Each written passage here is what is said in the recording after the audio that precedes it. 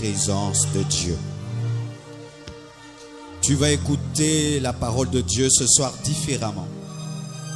Tu vas écouter la parole de Dieu en oubliant le prédicateur, en te concentrant seulement sur ma voix. Seulement sur ma voix. Parce qu'aujourd'hui, les choses vont se passer pendant qu'on sera en train de prêcher. Les gens vont vivre des choses avec Dieu. Parce que dans les soirées de gloire, Dieu veut nous initier à sa présence. Il veut faire de nous ses amis. Des hommes qui savent se mouvoir dans la présence de Dieu. Aujourd'hui, je ne suis qu'une voix qui crie pour t'instruire sur la présence de Dieu. La première exigence de la présence de Dieu, c'est Jésus. Jésus doit être là pour que Dieu vienne. Il faut poser le roc avant de construire. Il faut établir la pierre de l'angle avant de construire. Chaque fois que l'Église recherchera la présence de Dieu et rejettera Jésus, cette présence sera absente. C'est lui qui a déchiré le voile du temple et qui a permis à la présence de Dieu qui était cachée dans le Saint des Saints de sortir et de venir jusqu'à nous. Ce ne sont pas tes jeûnes, ce ne sont pas tes prières, mais c'est l'œuvre de la croix. Alors qu'il déchirait son corps, il déchirait le voile du temple, afin que personne ne puisse plus t'empêcher d'entrer dans la présence de Dieu. Quiconque a Jésus a le droit d'entrer dans la présence de Dieu. Et si tu n'as pas Jésus ce soir, tu peux l'inviter car il est ici. Tu peux lui offrir ton cœur et ta vie et il entrera à l'instant, car c'est la seule chose qu'il désire, entrer dans ta vie. Mais si tu lui as déjà donné ta vie, tu as le droit d'entrer. Là où Aaron tremblait, toi tu peux entrer avec assurance. Là où Moïse tremblait, toi tu peux entrer avec assurance. Parce que tu as Jésus, ton avocat auprès de Dieu, ton intercesseur à la droite de Dieu le Père, le sacrifice des sacrifices.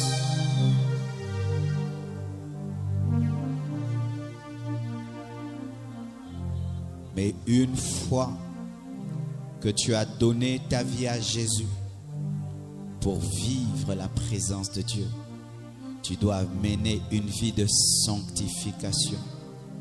La Bible dit, ne vous y trompez pas.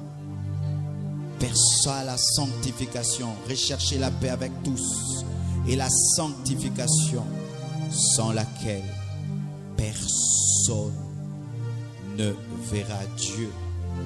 Hébreux 12, verset 14. Et dans Exode 3, verset 5, lorsque Moïse a vu le buisson ardent et qu'il a voulu s'approcher, Dieu lui a dit, ôte tes sandales, car l'endroit où tu te tiens est saint. Les sandales symbolisent le péché, parce que les sandales sont en contact avec la terre. Il fallait qu'il enlève le péché. Tu veux la présence de Dieu. Tu dois ôter le péché, te sanctifier en pensée, en parole, en action, en attitude, dans tous les domaines de ta vie. Tu dois te sanctifier en pensée, en parole, en action, en attitude, en intention, en motivation. Tu dois ôter tes sandales pour te tenir devant le buisson. Mais certains, lorsqu'ils ôtent leurs sandales et ils se tiennent devant le buisson, après ils rentrent dans leurs sandales et ils retournent dans leur ancien péché. C'est pourquoi la troisième chose qu'il faut faire, il faut te consacrer à celui qui t'a sanctifié. La consécration est une concentration dans la sanctification. Car là maintenant tu appartiens à celui qui te demande de te sanctifier. Dieu ne veut pas d'une sanctification du lundi. Il ne veut pas d'une sanctification du samedi et du dimanche. Dieu veut une sanctification de toute ta vie. Dieu veut que nous puissions nous comporter comme le bâton d'Aaron. Si tu lis dans la parole de Dieu, dans Hébreux 9, verset 4, partie B, la Bible nous dit que la manne demeurait dans l'arche. Le bâton d'Aaron demeurait dans l'arche. Ils étaient entrés dans la sainteté, mais n'étaient plus sortis de la sainteté. Ils étaient consacrés, ils étaient prisonniers de la sainteté, ils étaient prisonniers de la gloire, ils étaient prisonniers de Dieu. Voici une autre exigence de la présence de Dieu.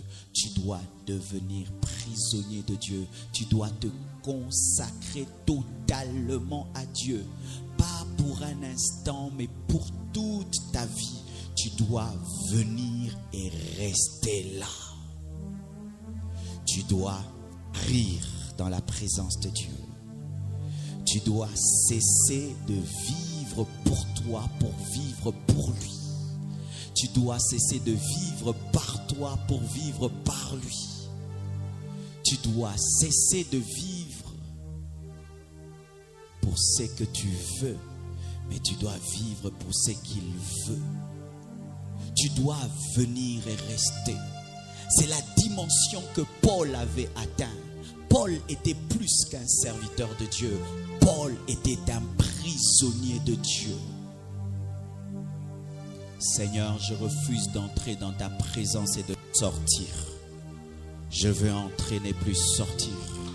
Comme le bâton d'Aaron qui est entré dans la présence et qui n'est jamais sorti. Comme cette manne qu'on a déposée dans l'arche et qui n'est jamais sortie. Comme la table qu'on a mis dans l'arche et qui n'est jamais sortie. Aaron entrait mais il sortait. Mais moi je veux rester. Je veux être comme Jésus depuis qu'il est à la droite de Dieu le Père. Il y demeure à toujours. Il ne sort plus. C'est pourquoi je refuse ces prières qui disent je veux entrer dans la présence. Non, je veux que la présence de Dieu qui est en moi se manifeste. Je veux que la présence de Dieu qui est en moi se manifeste. C'est pourquoi je ne me sanctifie pas seulement, je me sépare pas seulement du péché, mais je vais plus loin. Je me consacre à Dieu, je lui appartiens, je deviens son prisonnier.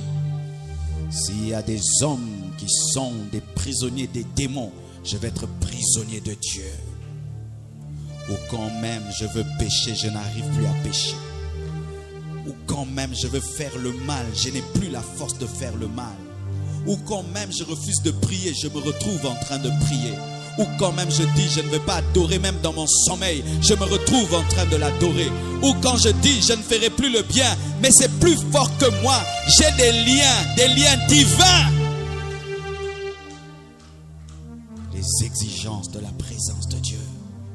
Tu ouvres la porte qui est Jésus. te sépares du mal, mais tu vas plus loin, tu te donnes à lui totalement. Ce n'est pas la dimension des pasteurs seulement, c'est l'appel de tout chrétien, de tout enfant de Dieu, d'être consacré à Dieu, car nous sommes un royaume de sacrificateurs. Nous sommes un royaume de sacrificateurs. Ce n'est pas seulement moi. Tout enfant de Dieu doit atteindre la dimension d'une profonde consécration où on sent que tu es prisonnier de Dieu. Où quelqu'un vit avec toi du matin au soir, il se rend compte d'une chose, que tu es prisonnier de quelque chose. Tu es prisonnier de ton Dieu.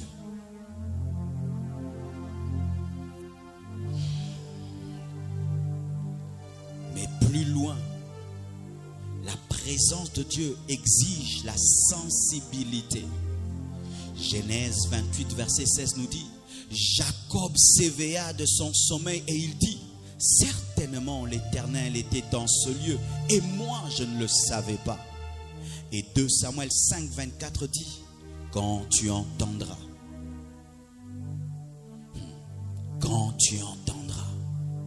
un bruit des pas dans les cimes des mûriers, alors hâte-toi, car c'est l'Éternel qui marche devant toi pour battre l'armée des Philistins. Jacob se révèle comme un homme insensible et David se révèle comme un homme sensible. Jacob est allé à Bethel, il a dormi. Il pensait qu'il dormait sur une pierre alors qu'il dormait devant la porte du ciel. Si Dieu ne lui avait pas donné des songes et des visions, il n'aurait jamais su que là où il dormait, se tenait Dieu. Il fallait des expériences et des manifestations pour qu'il soit conscient que Dieu est là. Et les hommes souvent insensibles, ils ne deviennent sensibles à Dieu que quand les gens commencent à tomber. Les gens commencent à dire je suis guéri. Mais dans ce calme et dans ce silence, ils sont incapables de percevoir Dieu. Ils sont comme Jacob à Bethel, qui a su que Dieu était là lorsqu'il a vu des anges qui montaient, qui descendent. Mais quand tu es sensible, même s'il n'y a pas le feu, tu sais que Dieu est là parce que tu le connais.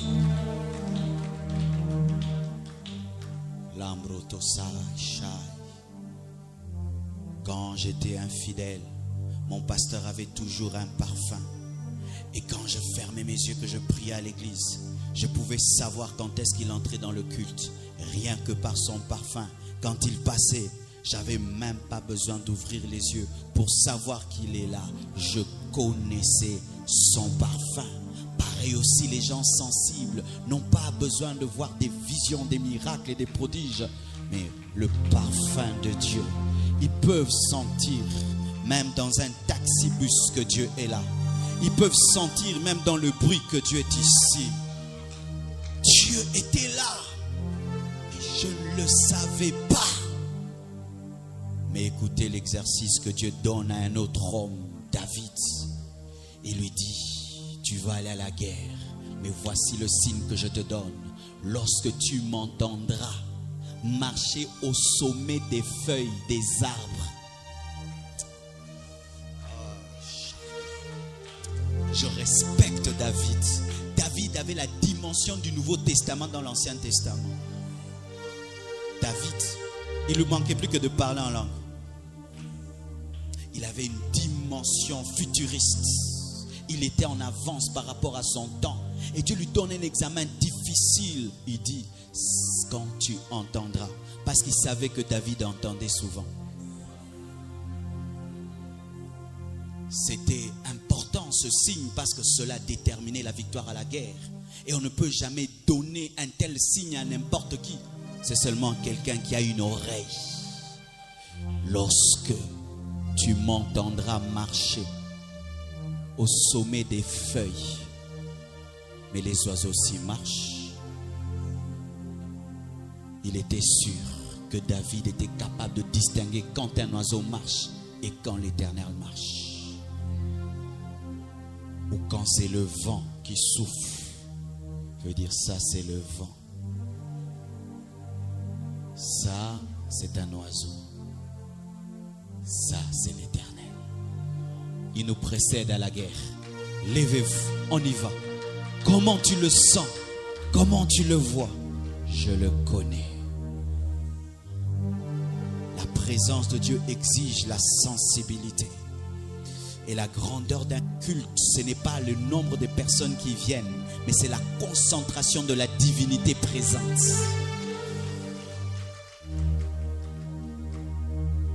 Alléluia.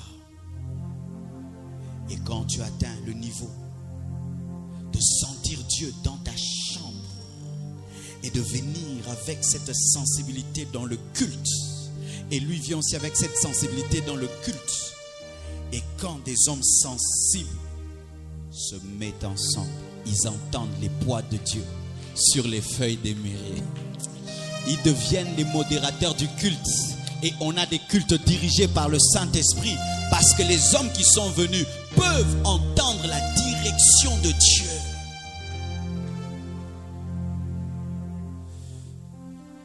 La présence de Dieu exige l'humilité.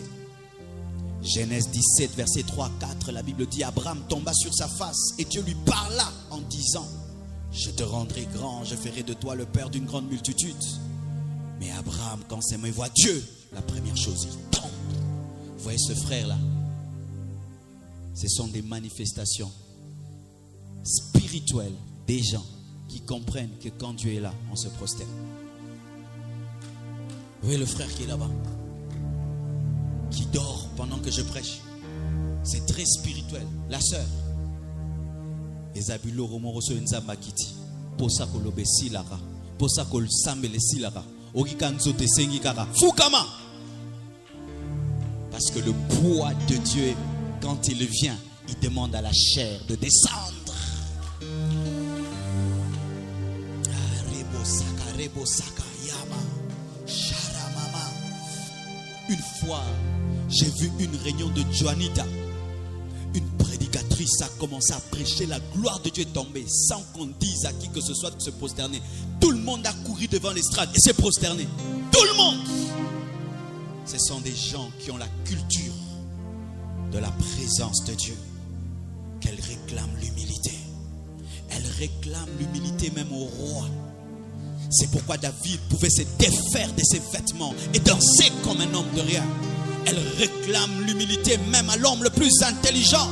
C'est pourquoi des hommes comme Daniel pouvaient se prosterner 3 fois. Quand la présence de Dieu descend, si tu ne t'humilies pas, elle te maudit. C'est ainsi que Michal, refusant de s'humilier devant la présence de Dieu, a été frappée de stérilité parce qu'elle s'est moquée de son mari qui était un roi et qui dansait comme un homme de rien. Quand le roi vient, il doit être le seul roi. Il n'y a pas 2 rois dans un même endroit. Entre toi et lui, tu dois décider qui doit être roi. Et tu dois développer cette culture de t'humilier même dans ta chambre. Tu te prosternes dans ta chambre, pas seulement à l'église. À l'église, nous ne faisons que 2 heures, 3 heures du temps. Mais la véritable vie chrétienne, nous la vivons tout le temps dans nos maisons. Tu peux entrer dans ta chambre, tu sens que Dieu est là, tu te prosternes. Et lorsqu'il s'est prosterné, Dieu a commencé à préciser. Quand il s'est prosterné, Dieu a précisé. Il lui a dit: tu engendreras des rois et je vais te multiplier à l'infini. Cette précision n'est venue que lorsqu'il s'est prosterné. Ça veut dire qu'il y a des dimensions qui viennent, tu es debout, mais d'autres qui reviennent et qui s'approfondissent quand tu es à genoux. Mais il faut que lorsque le corps s'agenouille, que l'âme s'agenouille aussi. Car il est possible d'être à genoux tout en étant debout. Mais c'est impossible de s'agenouiller sans être à genoux à l'intérieur aussi. Car des fois le corps n'est que la manifestation de ton âme. C'est ainsi qu'un orgueilleux se dit: agenouille-toi. Pour lui, tu le tues. La capacité de fléchir ce genou est une dimension spirituelle. Je vous parle de la vraie présence de Dieu. De la vraie présence de Dieu. La vraie présence de Dieu est exigeante. Oui, nous prions un Dieu exigeant, très exigeant. C'est pourquoi lorsqu'il a établi le sacerdoce, il y avait trop de règles, des règles compliquées. Au point même, il était interdit d'imiter le parfum du sacrificateur. Vous imaginez ça? Christ a trouvé que l'homme s'embrouillait. Il a tout accompli pour nous. C'est pourquoi nous devons être branchés au Saint-Esprit pour vivre avec le Dieu exigeant. Parce qu'il est exigeant, très exigeant. Et une autre chose, c'est l'adoration. Apocalypse 4, verset 10 dit: les 24 vieillards se prosternent devant lui qui est assis sur le trône et ils adorent celui qui vit au siècle des siècles, et ils jettent leur couronne devant le trône. La présence de Dieu exige l'adoration. C'est pourquoi les anges adorent tout le temps, parce que là où est Dieu, il y a l'adoration. Dieu vit dans l'adoration et s'accompagne d'adoration, se précède d'adoration. Dieu ne sied que dans l'atmosphère d'adoration. Quand Dieu est là, commence déjà à l'adorer. Et cette habitude, quand seulement tu sens que Dieu est là, tu l'adores.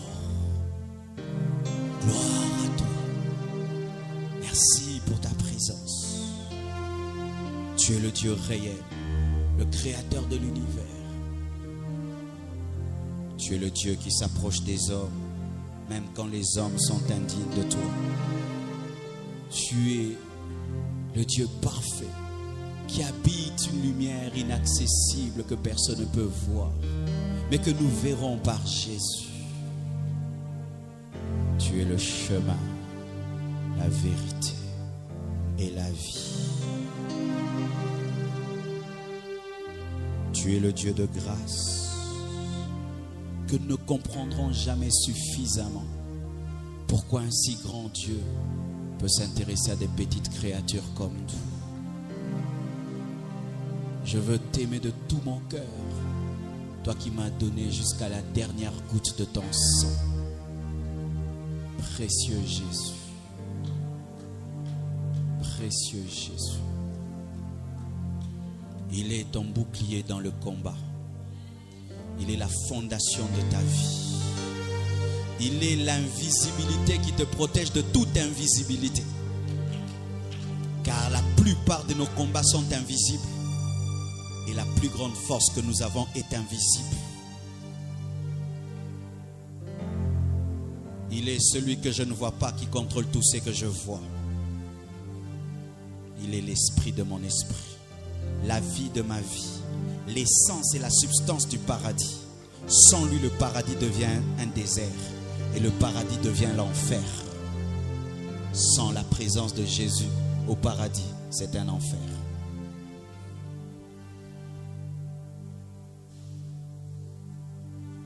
Et la dernière chose pour ce soir, la présence de Dieu exige le temps. Le temps. Les secondes, les minutes. L'homme qui veut la présence de Dieu doit offrir les secondes, les minutes, les heures. Doit offrir les mois et les années à Dieu. Il y a des dimensions en Dieu que tu peux chercher pendant 3 ans.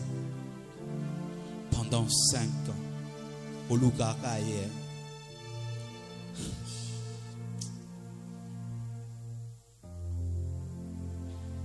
Au mona mutu aza chasseur alamuki na tongo azui Congo azui flèche batuni oke wapi nake koluka gibier batuna kae okozonga erni aloba na ebite tauni na rozwango mais na ebike na rozonga te soki na zui en route. Nous devons être des chasseurs de Dieu. Ozui soif na yo, foi na yo, o telemi na ke koluka nzambe. Na rozonga ernini na yebite mais na yebike na rozonga te soki na kutani na ete. Comme une biche soupire après des eaux paisibles, ainsi mon âme soupire après toi. Jésus a dit à ses disciples, vous n'avez pu veiller avec moi pendant 1 heure. Et toi, il te dit aussi, tu n'arrives même pas à prier pendant 30 minutes. Mais tu peux regarder un film de 2 heures. Tu peux causer pendant 3 heures. Mais prier, c'est 15 minutes. Tu peux passer toute une journée à causer. Mais tu ne peux pas passer toute une journée en priant. Celui qui veut la présence de Dieu doit payer le prix du temps. Le prix du temps. Le prix du temps. Quand je commence à prier, je sens qu'il est là. Plus je prie, je sens. Plus je prie, je sens ça entre. Plus je prie, ça entre, ça entre, ça entre. Plus je prie, ça sort encore, ça sort encore, ça sort encore, ça sort encore. Je sens que ça remplit ma chambre. Je prie, je sens que ça remplit ma maison. Je prie, je sens que ça remplit ma voiture. Je sens, je prie, je sens que ça remplit l'église. Et quand je viens ici, je sens. Je sens qu'il n'est pas seulement sur cette estrade. Je sens qu'il est partout là-bas.